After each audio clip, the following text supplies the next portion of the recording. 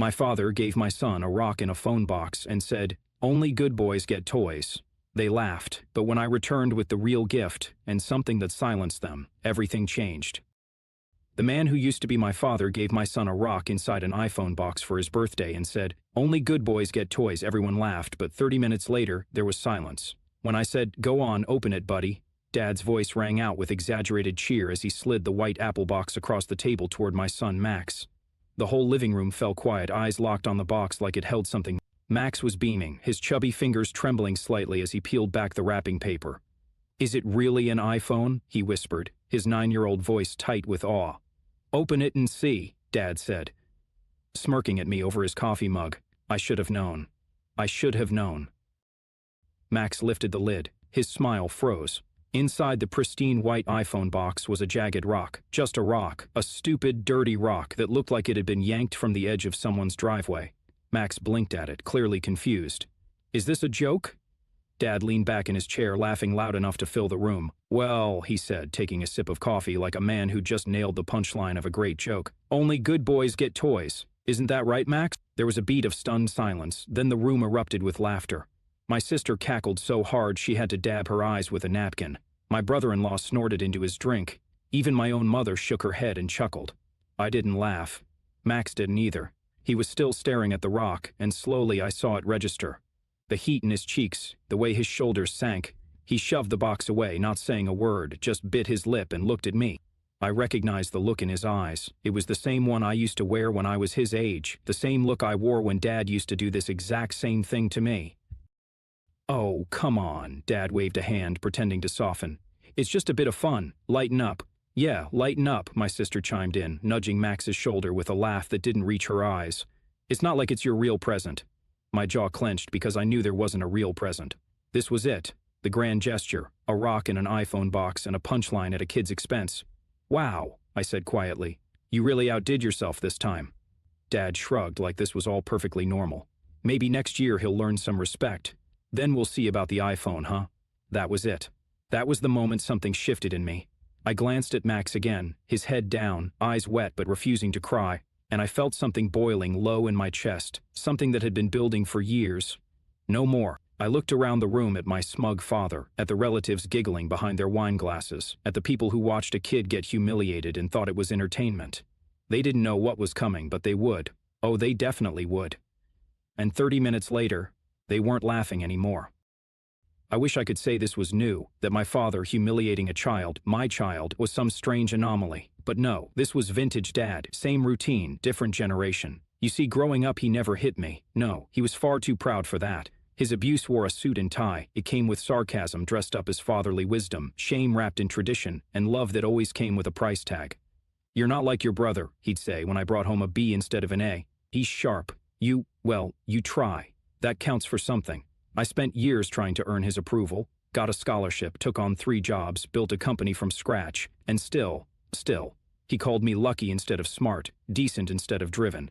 Every Christmas, every birthday, every family gathering was a chance for him to remind me that no matter what I achieved, I was still the disappointment of the family. And when I had Max, that should have changed things. It didn't. My dad barely acknowledged him, never remembered his birthday, never asked how he was doing in school. And when he did speak to him, it was always some backhanded remark. "Don't you think it's time to toughen him up?" he said once, when Max cried over a scraped knee. "You cuddle him too much." Cuddle? I was raising my son not to become him, and that was apparently a crime. So when he handed Max a rock in an iPhone box and laughed in his face, something inside me snapped. "You know," I said, standing up slowly, "it's funny because you've spent your whole life convincing people you're the strong one, the patriarch, the backbone of this family. But really, all you've ever been is a coward in a cardigan." The laughter stopped. My mom's eyes widened. My sister choked on her wine. Dad leaned back in his chair, squinting at me like I was a child throwing a tantrum. "Watch your mouth." "No, you watch yours," I said, stepping forward. "You just humiliated my son in front of the entire family. And for what? A laugh? A little moment of control to feel like a man again? I was joking, for God's sake." "You weren't joking. You were performing, like always. You do this every time. You find someone weaker, someone younger, someone who trusts you, and you crush them with a smile on your face." Max was still quiet, his little hand gripping the side of his chair. I looked at him, then turned back to the room. "You all saw it, every single one of you. And you laughed." Silence. I smiled, but there was nothing kind in it. You want to know what's really funny? I actually brought him an iPhone, the real one. It's in the car. I wanted Dad to have his moment, so I waited. Gasps rippled through the room. That's right. I was going to let him hand it over, thought maybe, just maybe, he'd finally act like a grandfather. I turned to my sister. But you laughed, Emily. You laughed like it was a comedy show. You, the therapist. You should know better. My brother-in-law shifted uncomfortably. He always stayed out of things, neutral like Switzerland, but tonight the air was too thick even for him. My mom tried to cut in. Can we not do this now? It's Max's birthday. Exactly, I snapped. And you all ruined it. I walked out, not even grabbing my coat, just headed to the car, pulled out the actual iPhone box, and walked back in. I handed it to Max. This is for you. From me. Because you are a good boy, and don't let anyone, tell you otherwise. He blinked up at me. Thanks, Dad. His voice cracked on the last word, and I nearly broke right there. Then I turned to the room. You had your show, now it's my turn. I pulled out the envelope from my back pocket and dropped it on the table. What's this? Dad asked, eyeing it like it was a bomb. It's the updated power of attorney paperwork. You're not on it anymore. What are you talking about? I'm talking about the house you co-signed on but haven't paid a cent toward, the accounts you've been helping manage for Max's college fund. It's done, all of it. My sister's husband looked at her, confused. Wait, what accounts? Her face turned pale. I saw the flicker of panic bloom behind her eyes. Yeah, I said. Maybe someone should have told you. Guess who's been dipping into the family trust behind your back? Be quiet, Emily hissed. No, I said, calm and deadly. You be quiet. The room was no longer laughing, and I was just getting started. Dad's hand hovered over the envelope like it was radioactive. His jaw clenched, but he didn't open it because, deep down, he knew. He always knows when he's caught. You're making a mistake, he said through gritted teeth. This isn't how families solve problems. No, I replied, ice cold. This is how men solve problems when their family treats their child like garbage. I turned to Emily. Let's talk about that emergency withdrawal from Max's college fund. You told the bank you had my authorization. She froze. I needed it for Ellie's therapy. No, you needed it for your Bali yoga retreat. You posted the whole thing on Instagram. Healing my inner child on the beach. Cute caption. Paid for by my actual child's education. Her husband shot up from the couch. Wait, you took money from Max's account? She tried to speak, but I didn't give her the chance. $2,200, gone. You forged my signature and claimed it was approved. I have the bank report. The teller even remembered you said you smiled the whole time. You're overreacting, she barked, voice cracking. It's not like I drained it. You stole from my kid. Don't stand there and act like it was a misunderstanding. Now Mom tried to step in, eyes glistening with manufactured tears. This is getting out of hand. No, Mom, what's out of hand is the fact that Dad has been using Max's social security number to open credit lines since he was 5. The silence was deafening. Even Emily sat down. My mother looked at my father. What is he talking about? I dropped a manila folder on the table. 3 credit cards, all with small limits, all maxed, all opened under Max's name with his social security number and your address. Dad's face went ghost frame. You can't prove that. Already did. The bank was very helpful when they realized it was a minor's identity being used. You're going to get a nice letter soon. Might want to clear your schedule. I raised you, he said, low and shaky, and I trusted you, I snapped. But you used my son to protect your pathetic credit score. You played grandfather of the year while financially strangling a 9-year-old. Mom sat down hard in her chair. You've gone too far. No, I said, voice like steel. You all did. Years of silent dinners, where I was the butt of the joke. Years of being not as smart as Emily, or not as charming as Dad. Years of paying for Christmas gifts you took credit for, covering tuition for a niece who called me boring behind my back, paying your property taxes just so you could go on cruises. I turned to everyone, and I did it. I did everything, not because you deserved it, but because I hoped just once you'd see me. You'd look at Max and think, he's better than we were. But instead, you pulled him into the same toxic spiral I grew up in. Dad finally exploded. You selfish, bitter little man. You want to destroy this family because of a stupid rock in a box? I laughed. It wasn't pretty. It was feral. No, I'm destroying the illusion. This family was broken a long time ago. I'm just turning the lights on. I pulled out my phone.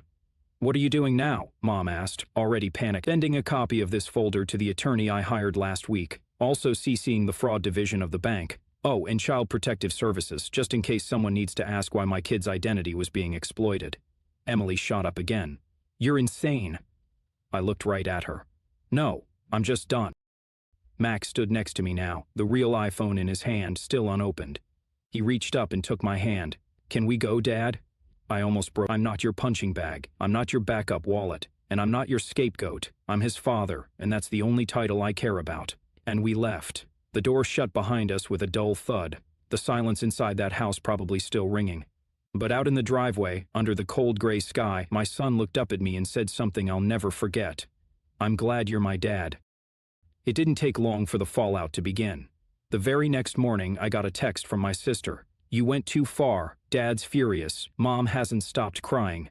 I didn't reply. By noon, my inbox pinged. It was from the fraud department. The investigation was officially open. By 3 o'clock in the afternoon, I got a call from a number I didn't recognize. "Mr. Turner, this is Detective Amanda Ross with the Financial Crimes Division. We'd like to schedule a formal statement regarding the identity theft of your son." Boom. They thought I'd simmer down. They thought I'd let it slide, but no. This time, I wasn't swallowing the pain. I was turning it into ammunition. Within 48 hours, I'd filed a police report and submitted every single document I had, the bank statements tied to Max's social security number, screenshots of the forged withdrawal from his college fund, video footage from the birthday party showing exactly what happened when my father humiliated him. They laughed at a child. They stole from him. And now? Now we were going to court. The family silence lasted about a week. Then Mom called. I let it go to voicemail. Her voice was frantic, her words tumbling over each other like she was trying to outrun the truth. "Honey, please. Let's just fix this internally. Family doesn't go to court over mistakes. Your father's not well. Emily's a mess. Just come over, let's talk." I didn't even finish listening. That Sunday, I got a formal letter from a lawyer. They were threatening to countersue for defamation of character. The audacity almost made me laugh. You can't defame someone who just handed a rock to his grandson and told him he wasn't good enough. I called my own lawyer immediately. "Let them try," she said. "We have enough evidence to crush them in open court." Crush was an understatement.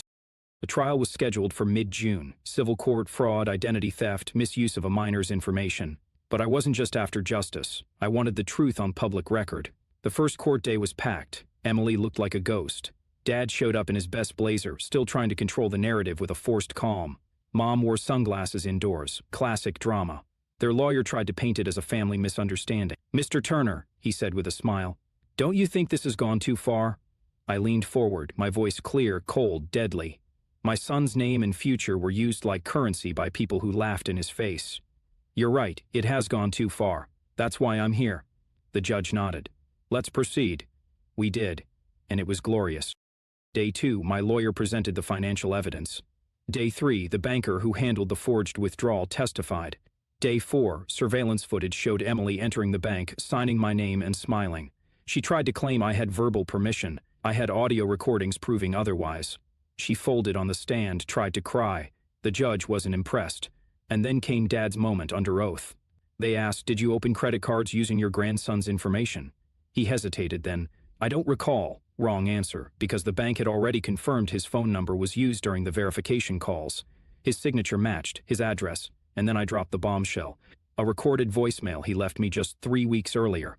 "It's just some cards, for God's sake. He's a kid. He's not going to use the credit." What's the big deal? The courtroom was silent. Even my mother looked like she wanted the floor to swallow her whole.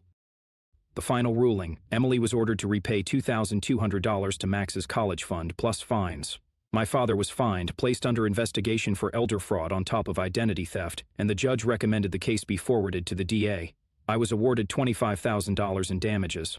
But more importantly, the court sealed Max's credit. He was safe, and the courtroom saw who my family really was. As we walked out of the courthouse, Emily chased me down the steps. "You've destroyed this family," she hissed. "Do you realize what you've done?" I turned to her, calm, still powerful. "No, you destroyed it. I just exposed the rubble." She didn't respond, just stood there, blinking like a light about to go out. Max looked up at me. "Are we done, Dad?" I smiled. "Almost, but just one last thing." I took him to the Apple store that night, let him pick out his own AirPods and a case. "It's not about the stuff," he whispered as we walked out. "I know," I said, putting my arm around him. "It's about respect. You called me a loser. Now you call me the only one who can save you." It had been 3 months since the courtroom fallout. I thought it would be quiet after that, peaceful, a new beginning. I was wrong.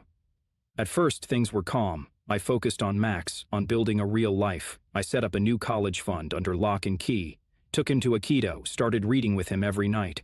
He laughed more. The tension in his shoulders, the one I knew all too well from my own childhood, was gone. But ghosts have a way of clawing back. The first crack came from my mother. She called at 6 o'clock in the morning. I saw her name flash across my screen and immediately knew something was wrong. I picked up. "Your father's in the hospital," she said, voice trembling. "Heart attack. They say he needs a procedure. We can't afford it. The court took too much. Please, he's asking for you, for Max." I said nothing. "He regrets it," she whispered. "Please, just come see him." I hung up. And I didn't go. A week later, I received a letter from my aunt, one of the few relatives who had stayed out of the mess. Inside was a clipping from the local newspaper. Longtime councilman Richard Turner, hospitalized after cardiac complications. Family now struggling financially after recent legal issues. Below was a GoFundMe link. Goal, $40,000. Top comment. Hope the son finds it in his heart to forgive. Donation from Emily Turner, $10. I hope he gets a second chance as a father, as a grandfather. Pathetic. Days later, another call, unknown number. My father. I didn't plan to answer, but curiosity, or maybe closure, made me swipe. "Hey, son." The voice was frail, broken. "I don't sleep anymore. I think about it. About what I did to Max. The rock. The way I looked in his eyes. I thought I was being funny. Turns out, I was being cruel. Just like I've always been." I took a breath. "Max made a custom phone case at school," I said. "It says, 'Only good boys get toys.'" "That's good," he said weakly. I asked him what it meant. He said it means bad grandpas don't have grandsons anymore. A click. I didn't call back. A week later, I found myself in the old neighborhood, the same strip mall where we'd once gathered for Max's infamous birthday prank. I saw them, my family, what was left of it. Dad in a wheelchair, Mom beside him, Emily handing out flyers. "Help Richard Turner. Family matters most." I watched from across the parking lot. Emily noticed me first.